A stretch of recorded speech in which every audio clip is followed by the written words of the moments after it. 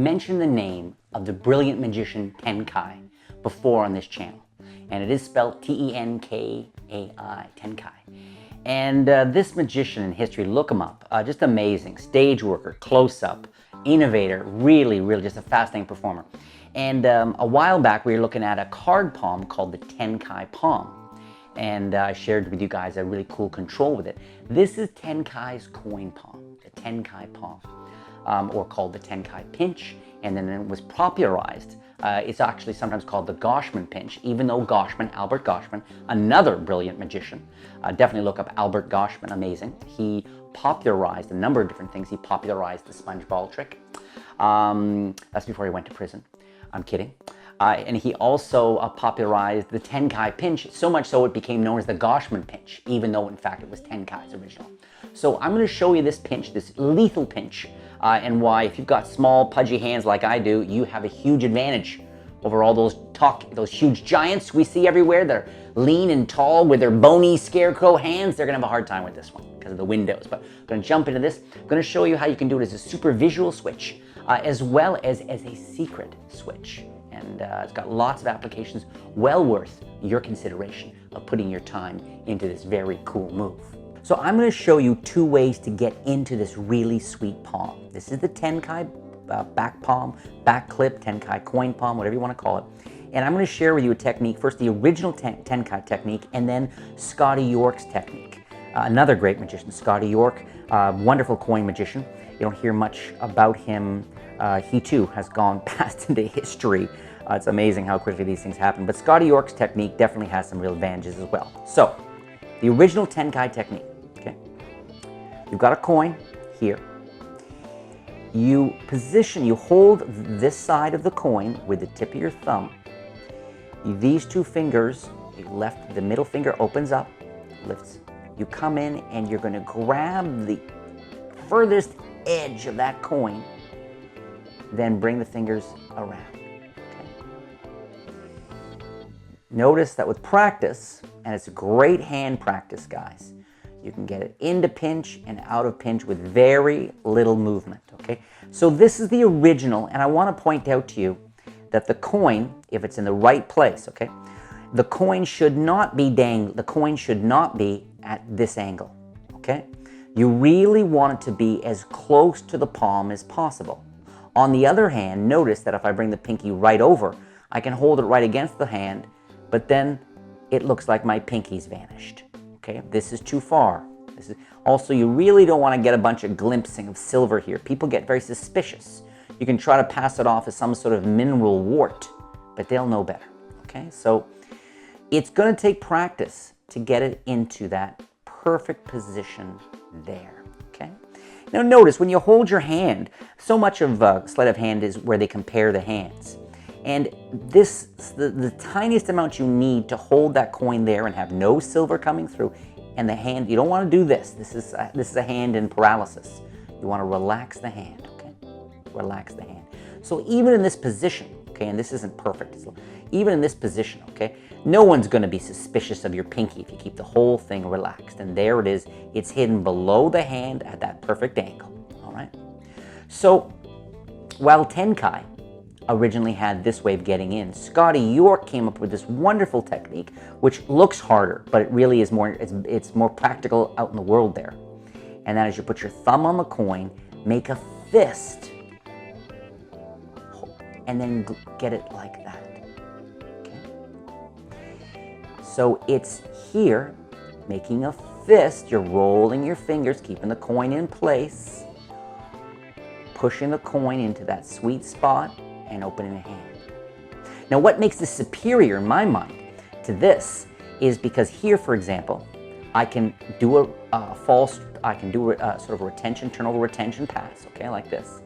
And I can now get it in, well, grabbing an object, I can get it because I can do it with a closed fist. Tenkai's this position, even if your hand's down by your side, there's lots of fidgeting and flashing.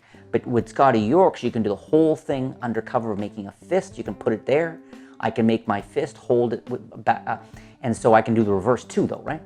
So I can have it here, make that fist, right? As my hand closes, I'm making the fist, and I can show the coin gone Super, I mean, that is a perfect vanish. From there's the coin to now it's gone. Okay, so that's really nice. Or I can do it as a production. I can show my hand empty, reverse the action where the thumb is going to pull the coin, basically hold the coin while the rest of the fingers, while the rest of the fingers straighten. So you're going to hold the coin in place while they straighten. And so you can go from this beautiful show to this squeeze and have a coin appear under test conditions. I mean, it looks crazy awesome. Nothing in the hand, squeeze the coin. And notice the way I don't, obviously you don't want to be doing this. You don't want to flash it like this. So you're going to learn to kind of revolve. You kind of revolve the hand as you open and close it. So now let's look at how we can use this as a switch, a visually shocking or secret switch, okay? If you have, for example, this quarter held out, okay? The other thing is I'm very lucky because my hands don't have, as I mentioned at the beginning here, they don't have any of these windows. Some people have real big windows between their fingers, and so they're going to have more trouble with more advanced coin stuff. But if I happen to have a quarter, okay, I can borrow someone's ring, okay? And in the action of turning the hand quickly over, what I want it to look like is I'm taking the ring and spilling it in the hand, okay? Or taking the ring and dropping it in the other hand. But if in that action I let the quarter fall from the secret palm and keep this in finger palm, loose grip finger palm, I can make the ring change into a quarter. And it's a quick turn, of course. If you do it slowly, you're going to have that moment where they're going to still see the rings there while the coin comes into view. And it's just going to be confusion. So you really want that to be a quick turn. They see the ring and then boom, like that into the hand. All right? So you can do a really pretty routine, in fact, like a copper-silver transposition kind of routine with, let's say I'm going to use this big Chinese coin or a gold-plated or sort of Asian coin, symbolic coin, and a quarter. And here, I mean, it's very loose and casual. I can borrow a quarter, change it into that, and then show the hand empty. I mean, this is the thing about this. Once you get it smooth, where you can show something, have it change, and then immediately show the hands, because in the action of dropping this down, all focus is here, and then thanks to the Scotty York technique, I get this back into the pinch, right? In time for this to come back over. So you can see gold coin change to a quarter, boom, super magical. Okay, so those are some visual changes you can do with it. You can also use it to switch coins, and this is what I really like to do too, because I can have this, okay? Let's say it starts in classic palm, okay? I can borrow a quarter. I can have the quarter marked, and while they're marking, it's easy for me to get it into the pinch. So I'm now in that pinch where I can say, great, thank you so much for marking the quarter, put it in the other hand and go on my way, and I'm so far ahead because the marked coin's here.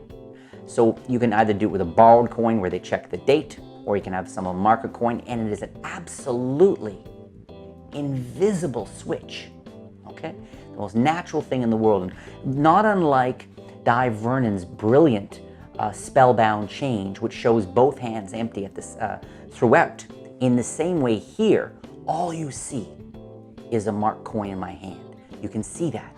And now, just in the turning over, again, the hands, you know, it's just such a perfect switch of one coin to the other. Last thing I want to share with you, and Chris, if we can bring the camera up a little bit here. Last thing I wanted to share with you guys is this wonderful production. Because sometimes what I'll do is I'll walk up to a table and I'll have this in classic palm, nice big $50. And I'll say, hey, how you doing? My name's Jay, I'm a magician. I know you don't trust me at all, but watch, you can see, I'm gonna be as fair as I can. And as I say fair as I can, I've got the coin from classic palm to this. Okay, so it goes from classic palm down here. We're using the Scotty York technique, so the exposed view, getting it there. And I open both hands and they mirror each other, right? In this situation, you would not want to go from here, okay? Show this hand empty, and then only now bring this hand around. It's going to be suspicious. Whereas I can go from fingertip rest, push it right into the pinch, even as the hand comes around, and show the hands are empty, okay? Now, you might be here on YouTube with the camera here in the studio. Maybe I'm flashing. There's a little bit of flash below the hands, okay?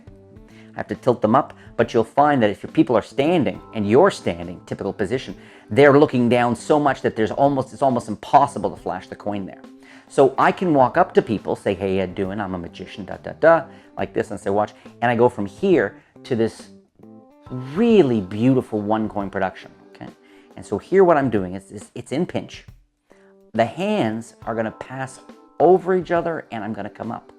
And as the tips pass over, I leave the coin, okay?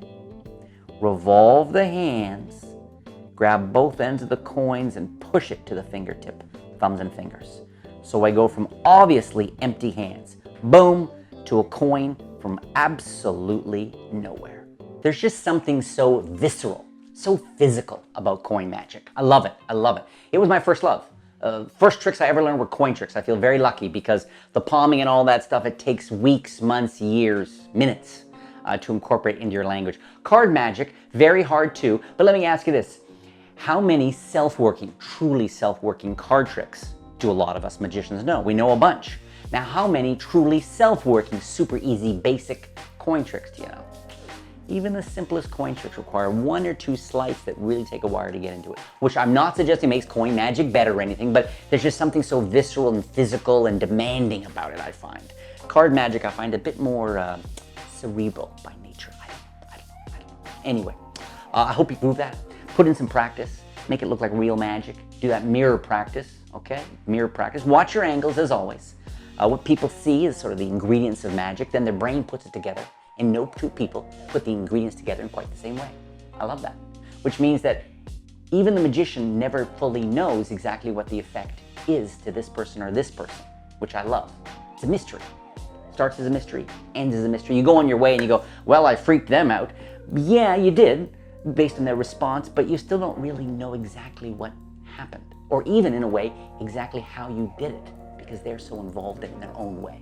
So that's the kind of stuff that inspires me as a performer. I'll walk up and I feel like I'm just in the middle of this mystery. I'm going to share it with everybody. So that's sort of how I approach this stuff. So practice your coin magic. If you want to take it, this is next level stuff for sure. A lot of the videos on here are sort of beginner level to share my passion with people, get people involved.